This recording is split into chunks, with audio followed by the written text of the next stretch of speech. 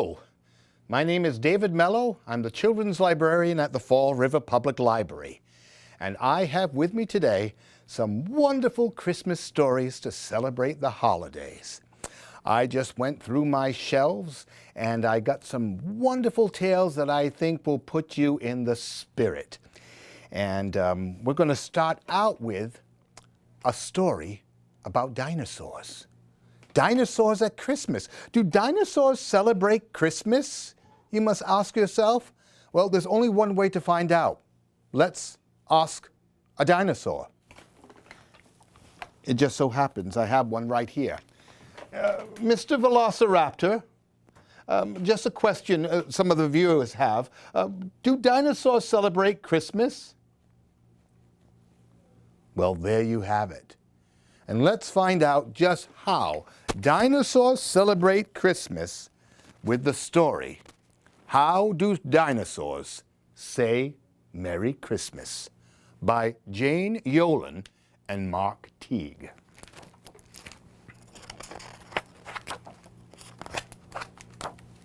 Wow, there's a big stegosaurus right there choosing out his Christmas tree.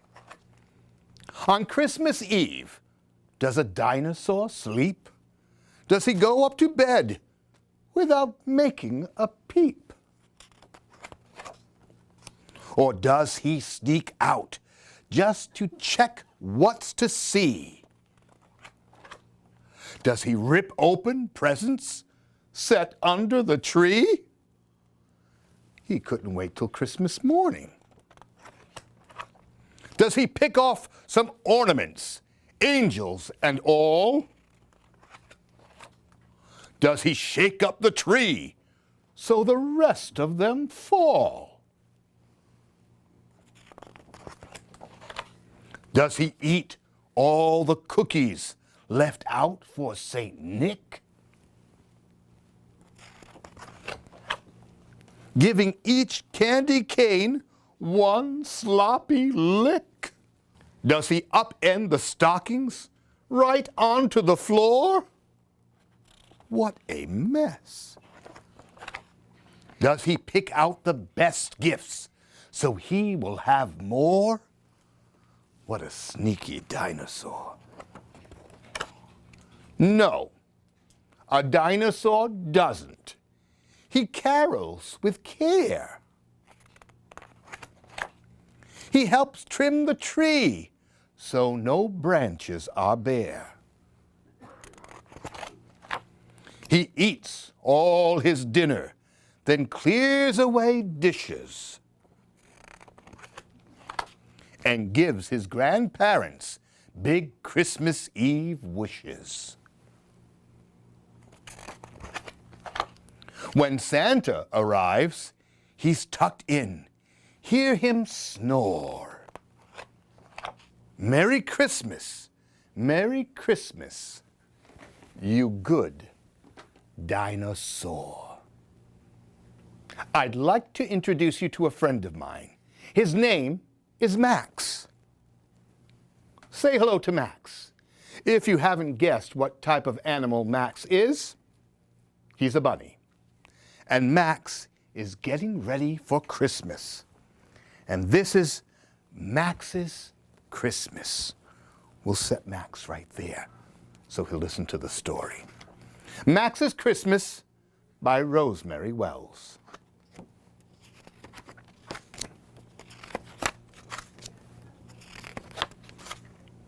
Guess what, Max?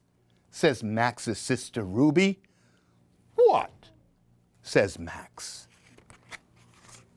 It's Christmas Eve, Max, said Ruby. And you know who is coming. Who? Said Max.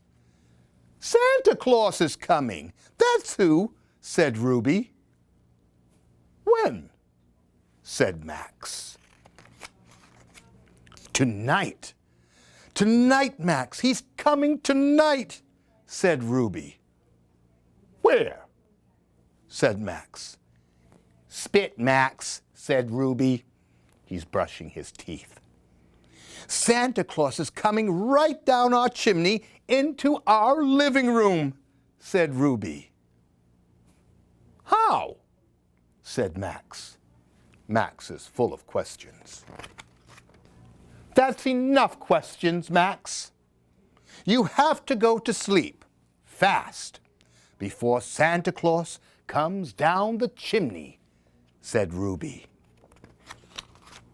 But Max wanted to stay up to see Santa Claus. No, Max, said Ruby. Nobody ever sees Santa Claus. Why? Said Max. Because, said Ruby. But Max didn't believe a word Ruby said. So he sneaked downstairs. What a sneaky rabbit. And he waited for Santa Claus. Max waited a long time. Suddenly, zoom! Santa jumped down the chimney right into the living room. Don't look, Max, said Santa Claus. Why? Said Max. Because, said Santa Claus, nobody is supposed to see me. Why? Said Max. Because everyone is supposed to be asleep in bed, said Santa Claus. But Max peeked at Santa anyway. Guess what, Max? Said Santa Claus. What? Said Max. It's time for me to go away and you to go to sleep, said Santa Claus. Why? Said Max. Because, said Santa Claus. And up went Santa, up the chimney. Ruby came downstairs. What happened, Max? Asked Ruby. Who were you talking to? Where did you get that hat? Max, why is your blanket so lumpy and bulgy? Let's look. Because, said Max. And just look at all the toys Santa left for Max. I'm sure he had a very Merry Christmas. And that is Max's Christmas by Rosemary Wells. Now, when I was a little boy, I did not have a chimney in my house at Christmas time, or for that matter, any time of the year. I had no idea how Santa would get into my house. Well, this book has the answer to that question.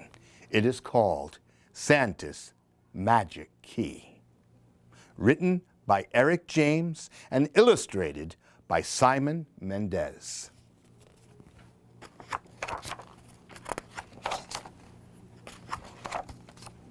I didn't notice it was missing until Christmas Eve, and only then because I was looking for a place to hang my stocking in my new house.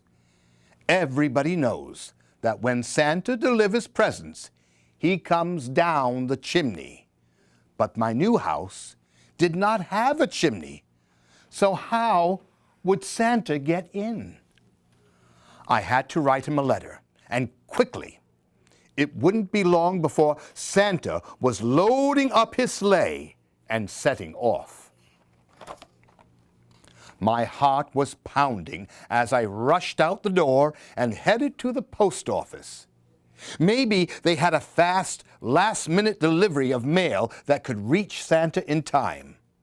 Please be open, please be open. I've been good all year. But when I got there, the lights were out and nobody was inside.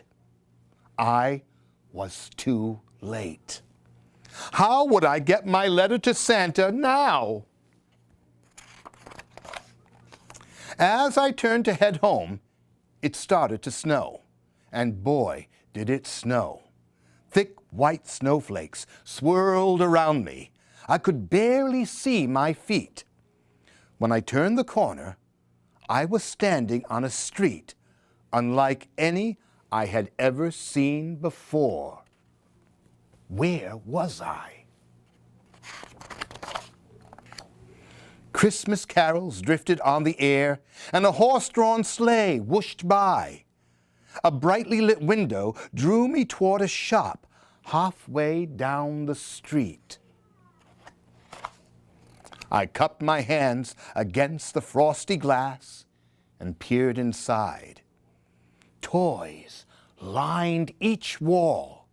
The biggest Christmas tree I had ever seen stood in one corner with dozens of neatly wrapped packages beneath it.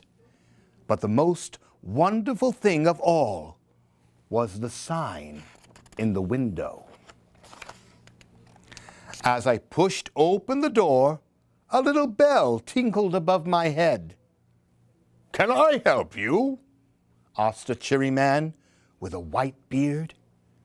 "Yes, please," I said. "I have to get this to Santa as soon as possible. He needs to know that I haven't got a chimney." I handed him the letter. "Will Santa get it in time?" I asked. The shopkeeper's big eyes twinkled. "Oh, yes," he said. "I guarantee it." I thanked him, but as I turned to leave, he called after me. "Just a moment.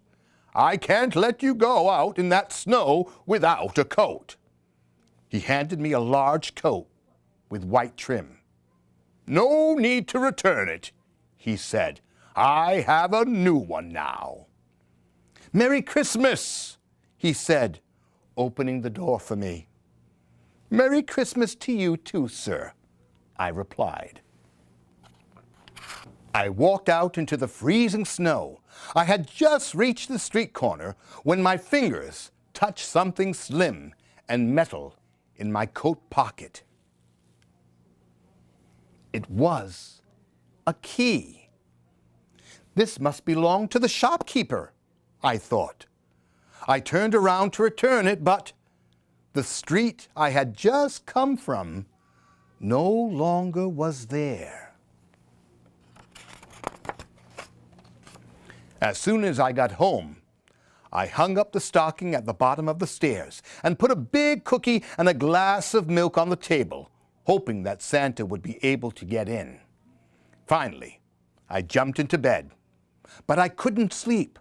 What if Santa didn't get my letter? What if the shopkeeper needed his key? I had an idea. I sat up in bed and wrote a note.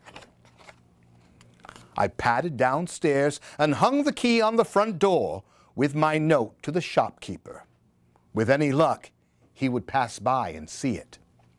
I had done as much as I could. I went back to bed and soon fell into a deep sleep.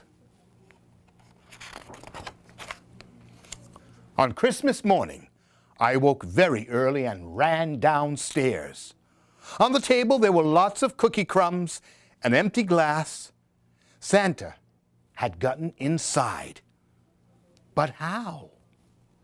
Just then, I spotted my stocking, bulging with gifts and something shiny poking out from the top.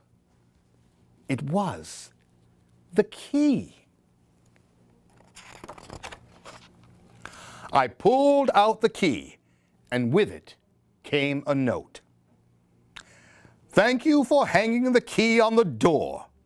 Keep believing in the magic of Christmas, and don't forget to put it out every year. Signed, Santa." Suddenly, I noticed something I hadn't seen before. The key had the initials SC on it. Didn't the key belong to the shopkeeper?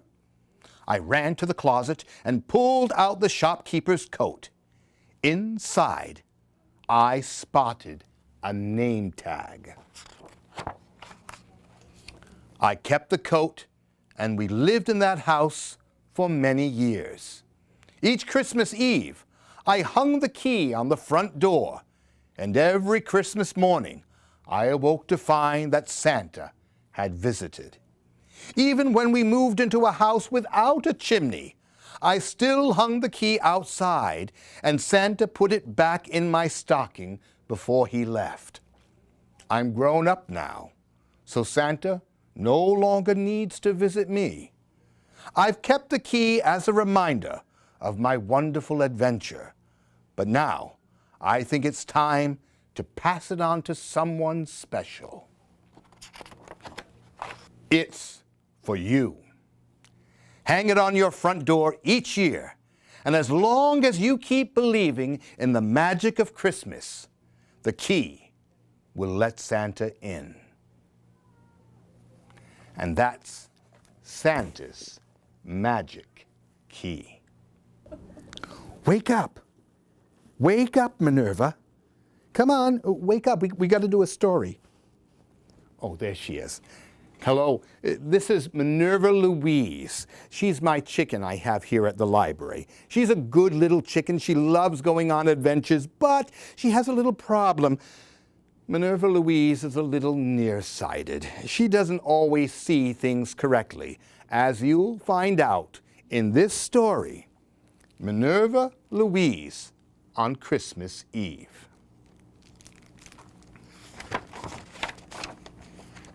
Oh, and there she is with her Santa's hat.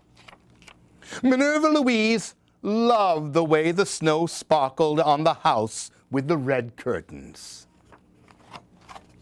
Hey, those aren't just sparkles, she said. They're fireflies on that tree. Now, we know they're not fireflies. And they're all dressed up in party colors. What fun! The party must be up there on the roof. Oh, look, they've invited some goats. Now, we know those aren't goats. They're Santa's reindeers. And the goats have put on their fanciest horns for the party. Hey, who else is here? Oh, it's a farmer in a red hat. Hello, Mr. Farmer. How did you get up here? She does need some glasses. Whoa! What happened to your truck? Did all the wheels fall off? You know, it's kind of slippery up here. Be careful so you don't fall. Oh dear, I knew you'd fall. Minerva Louise jumped down into the well after him. Well. She landed with a dusty plop into a nest she had seen before. Oh, I must be inside, she thought. Wait a minute. That tree wasn't in here before. It must have come in from the cold. Oh, and that pretty white hen is sitting up there to keep warm. Now, we know it's an angel. Look, she's been laying the most beautiful eggs. They're all over the branches. She thinks the ornaments are eggs. Hey, Mr. Farmer, what are you doing? Unpacking? But this is where my farmers live. Now, take your stuff out of their socks. Silly chicken. And don't eat that. It's their breakfast. What will my farmers say when they wake up? And Santa is only eating the hot chocolate and cookies they've left for him. You tell him, she whispered. He's not listening to me. And silly Minerva Louise, she's talking to a toy rocking horse. The farmer in the red hat just looked at her and smiled. Then he pulled something from his bag. For me? Minerva Louise was so thrilled. I wonder what could be in that Christmas present. She just loved the present. And look at that. She took the pretty hat out and she sat in the box. That's Minerva Louise. Hopefully next year someone will give her some corrective lenses. And that's Minerva Louise on Christmas Eve. And Minerva and I would like to say so long and wish everyone happy holidays from the Fall River Public Library.